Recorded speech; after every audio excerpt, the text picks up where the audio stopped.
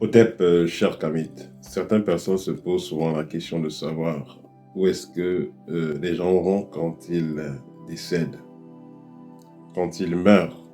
Dans le langage mystique, on parle souvent de transition. Donc vous quittez le monde de la matière pour aller dans le monde de l'esprit ou alors le monde spirituel. Il est important de noter que toute personne incarnée dans la matière, qu'elle soit consciente ou pas, elle vit également. Elle vit parallèlement dans le monde physique et dans le monde spirituel. Vous vous posez dans la question, comment est-ce que vous vivez dans le monde spirituel? Vous vivez dans le monde spirituel au travers de vos rêves. Parce que quand vous rêvez, vous vous retrouvez dans le monde spirituel. Il arrive des fois, dans les rêves, vous rencontrez des personnes qui sont déjà décédées. Donc en réalité, quand on parle de transition, c'est vous changez de milieu, vous changez de domicile. Alors, il existe donc 3 parcours différents en fonction du taux vibratoire que vous aurez donc développé de votre vivant. On va parler d'abord du premier cas pour les personnes ordinaires. C'est-à-dire que vous avez eu une petite famille, vous avez vécu une vie ordinaire, une vie normale, et elle vient dans le moment où vous retournez chez les ancêtres dont vous décidez. Dans ce cas, voilà, vous allez retourner dans un monde, dans un plan de conscience où vous allez rencontrer vos ancêtres. La seule chose qui est détruite, qui est détériorée, c'est le corps physique. Mais votre conscience, vos pensées, vos actions positives, négatives, tout ce que vous aurez fait de votre vivant sera là. C'est pourquoi vous allez voir des personnes. Vous avez un monsieur, il décède, il interdit de vendre sa maison à ses enfants. Les enfants vendent la maison. Après, ils se retrouvent avec des sérieux problèmes. Ou alors, il demande une femme, une maman, elle décède, elle demande à son fils de ne pas épouser une fille de tel ou tel village, de tel pays. Et dès que la maman décède, le jeune homme fait ce que son maman lui demande de ne pas faire et après se retrouve dans les sérieux problèmes. Donc ça, c'est les petits cas qui prouvent que celui qui est décédé continue à exister sur d'autres plans. C'est un peu comme quelqu'un qui a un corps physique et qui a une partie physique et une partie spirituelle, et on enlève la partie physique. La partie spirituelle continue donc à exister. Et cette partie spirituelle, elle va faire presque tout ce que celui-là faisait de son vivant. C'est-à-dire qu'il peut toujours venir visiter la maison, il peut visiter les proches de la famille, il peut toujours le faire. Mais il n'a plus, la différence c'est qu'il n'a plus la partie physique. Moi, personnellement, j'ai eu à échanger avec un proche qui était décédé, un de mes proches qui était décédé dans le passé. Et celui-là, donc, me donnait des consignes. Il me disait, bon voilà, j'ai un enfant là-bas, j'ai ceci, j'ai cela, est-ce que tu peux t'occuper d'eux? Voilà, il me donnait les consignes.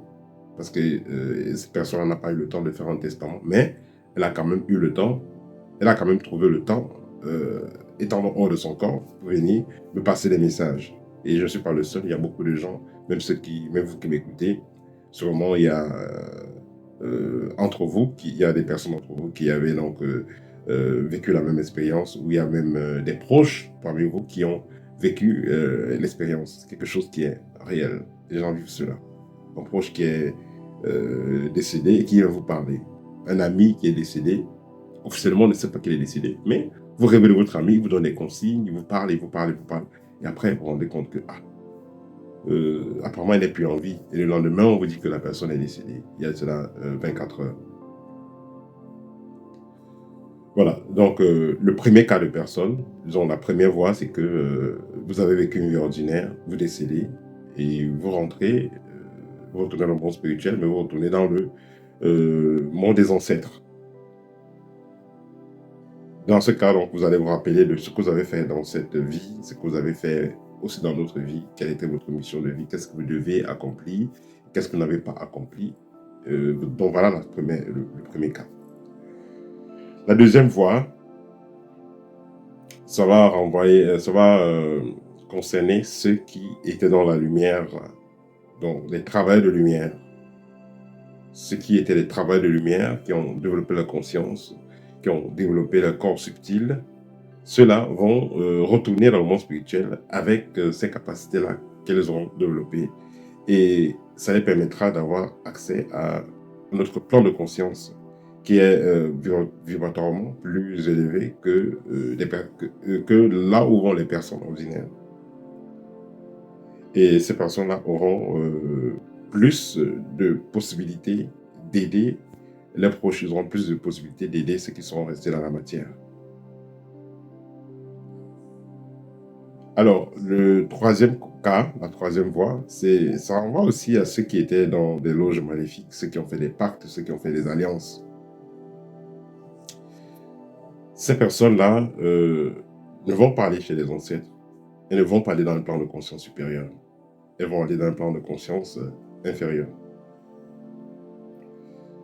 Donc, celui qui était dans des sectes, qui a tué des gens, qui a fait des crimes, qui a fait tous ces dégâts-là, cette personne-là, déjà, vous savez, il n'y a pas quelqu'un qui sera là quelque part pour juger.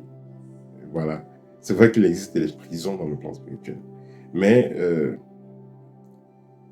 celui qui a fait tellement de dégâts, à son retour dans le monde spirituel, il va aller servir les entités qui l'ont servi.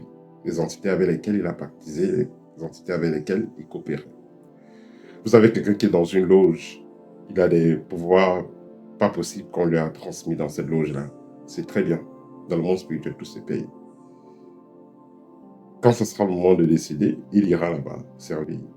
Quand vous voyez par exemple dans certaines loges, il y a un degré dans lequel, si vous traversez ce degré-là, automatiquement, vous devez être sûr que vous irez servir après. Parce qu'il y a des capacités pas possibles qu'on va vous donner. Ce ne sera pas gratuit. Normalement, pour sortir de votre corps, pour avoir un troisième œil qui est fonctionnel, il y a des travaux que vous devez faire sur vous. Mais dans certaines loges, on peut vous faire développer ces capacités-là très rapidement. On vous donne une entité, en fait. On vous donne un esprit. Et cet esprit-là va vous servir, bien entendu. Mais à un moment donné, déjà, cet esprit-là sera très capricieux. Et avec le temps, quand vous allez décéder, et généralement ceux qui sont dans ces mouvements-là, soit vous décédez plus tôt que prévu, soit vous allez vivre longtemps, mais à condition que vous envoyez beaucoup de têtes devant. Et puisque vous avez envoyé dans les têtes devant, c'est un karma qu'il faudra payer.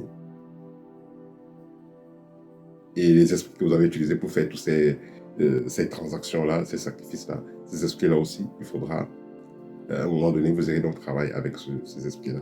Vous serez vous-même partie de ces esprits-là. Vous ferez partie de ces esprits-là. Quand vous voyez certaines loges qui ont certains pouvoirs, certaines capacités, qui vont faire et tout, certains contrôles, c'est les esprits qui travaillent. Ce ne sont pas les esprits de la lune ou bien du sol ou bien de la terre ou bien du feu. Non, non. C'est les esprits des personnes qui ont été dans ces mouvements maléfiques-là. C'est ces esprits-là qui vont travailler. Donc, si vous êtes dans une loge, que vous-même vous savez que c'est pas dramatique, prenez le temps de vous déconnecter, de démissionner, afin d'être libre spirituellement et de vous reprogrammer spirituellement, afin que le moment que vous partiez, vous soyez libre. Vous puissiez donc retrouver vos ancêtres ou alors aller dans un plan supérieur. Voilà, c'est le petit partage que je voulais faire avec vous. Notez qu'il y a le rituel d'accompagnement qui pourrait être fait par vous-même. Et si vous avez le deuxième livre, le livre Guide pratique autant que moi, dans Guide pratique, il y a le rituel d'accompagnement. J'en parlerai très bientôt dans une prochaine vidéo. N'hésitez pas à me contacter pour une consultation. Au et à très bientôt.